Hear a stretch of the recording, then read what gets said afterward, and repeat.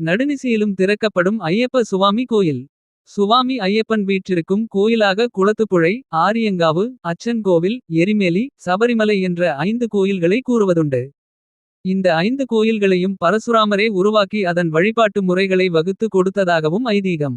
சுவாமி ஐயப்பனின் 5 கோயில்களில் அச்சன் கோவிலில் உள்ள ஐயப்ப சுவாமி மட்டுமே இன்றுவரை பரசுராமர் உருவாக்கிய பழமையான சிலை என்பது குறிப்பிடத்தக்கது.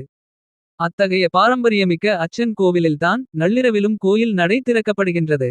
அச்சன் கோவிலில் இருக்கும் ஐயப்ப சுவாமி ராஜகோலத்தில் மக்களுக்கு காட்சியளிக்கின்றார். ராஜகோலத்தில் இருப்பதால்தானோ என்னமோ பந்தள மன்னன் ராஜசேகர பாண்டியனின் மகனாக ஐயப்பன் வளர்ந்தபோது பயன்படுத்திய தங்க வாள் இந்த கோயிலில் வைக்கப்பட்டிருப்பது சிறப்பாகும்.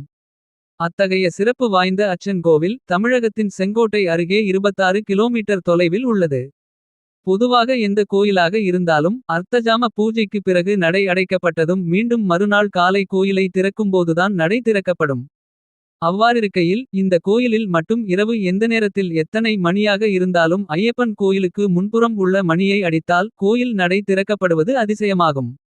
அச்சன் கோவில் இருக்கின்ற பகுதி அடர்ந்த வனமாக இருப்பதால் இங்கு எப்போதும் விஷப்பூச்சிகள் கடித்து பலரும் பாதிக்கப்படுவது வழக்கமாகும். அவ்வாறு விஷப்பூச்சியால் தீண்டப்பட்டவர்களுக்கு ஐயப்ப சுவாமி சிலையின் மீதுள்ள சந்தனத்தை எடுத்து கொடுப்பதால் விஷமுறிவு ஏற்பட்டு பூரண குணமடைகின்றனர். மேலும் கோயில் பூசாரி மந்திரித்த தீர்த்தமும் கொடுக்கிறார். அதை அருந்தியதும் முற்றிலும் குணமடைந்து வீட்டுக்கு செல்கின்றனர். எனவே விஷப்பூச்சியால் தீண்டப்பட்டவர் இரவு எத்தனை மணியாக இருந்தாலும் மருத்துவமனைக்கு செல்லாமல் ஐயப்பன் கோயிலுக்கு முன்புறம் உள்ள மணியை அடித்து வேண்டுவது பாரம்பரியமாக உள்ளது. இத்தகைய சம்பவம் உண்மைதான் என்பது இன்று வரை நிரூபிக்கப்பட்டு வருவது குறிப்பிடத்தக்கது.